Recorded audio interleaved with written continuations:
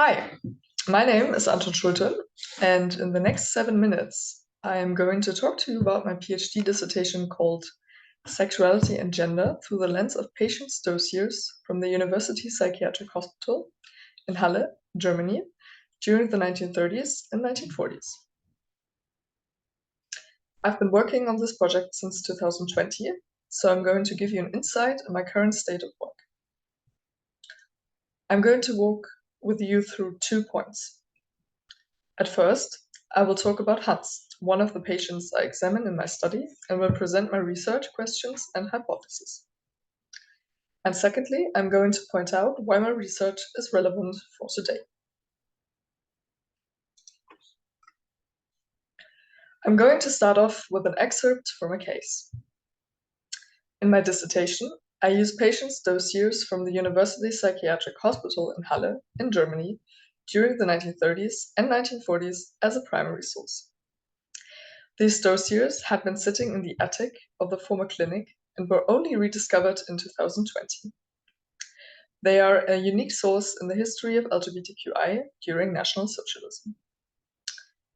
One patient who was admitted to the psychiatric hospital in 1934 was Hans M. Hans was 17 years old when their parents admitted them to the hospital against their will.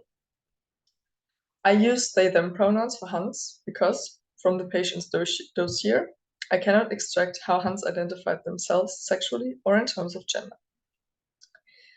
The dossier is a document which was crafted within a very hierarchical setting. First and foremost, it presents the doctors and the nursing staff's view on the so-called patient.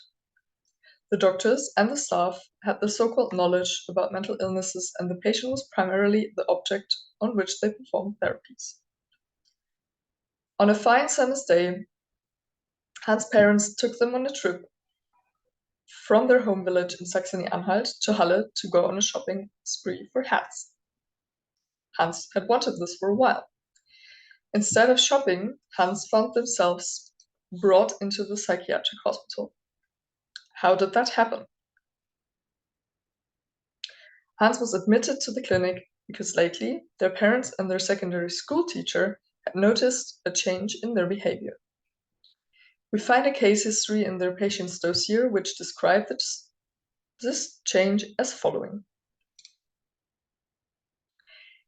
He became conspicuous in his nature. He was agitated, put on his mother's clothes, behaved grotesquely, and hinted that he was something special.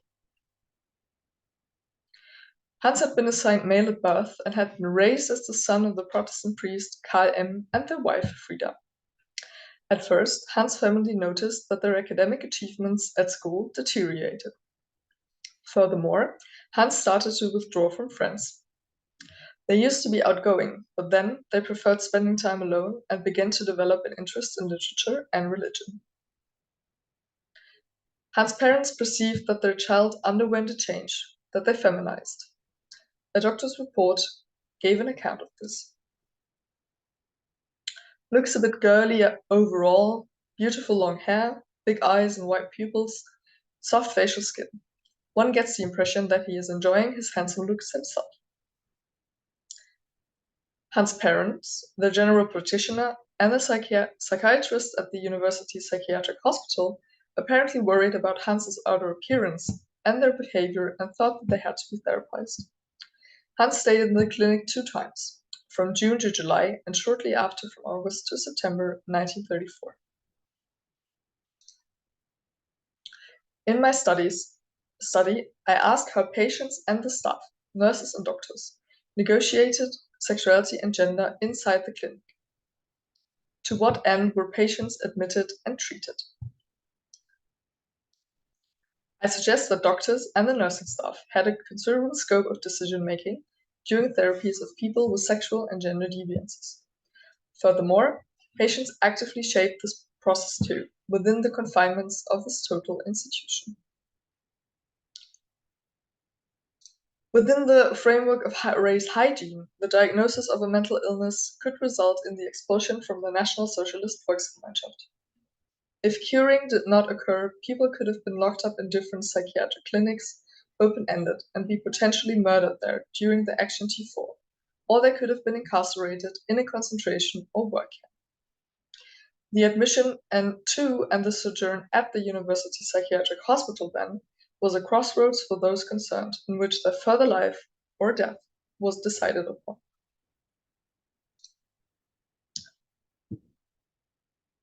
Coming to the relevance today, within the history of the prosecution of LGBTQI in National Socialism, we know little about what exact role psychiatric hospitals played. We know that homosexualities and perceived gender nonconformity were treated as an illness, and people were admitted to be treated. However, we do not have precise numbers, nor insight on how gender and sexuality were constructed to distinguish between so-called sick people and so-called healthy people. The patients' dossiers I analyzed in my study is a unique source for the history of LGBTQI people in National Socialism and can tell us in what ways psychiatry took part in pathologizing LGBTQI between 1930 and 1945. I hope that you enjoyed this video and that I got you interested in the work I'm doing. Thank you for your time.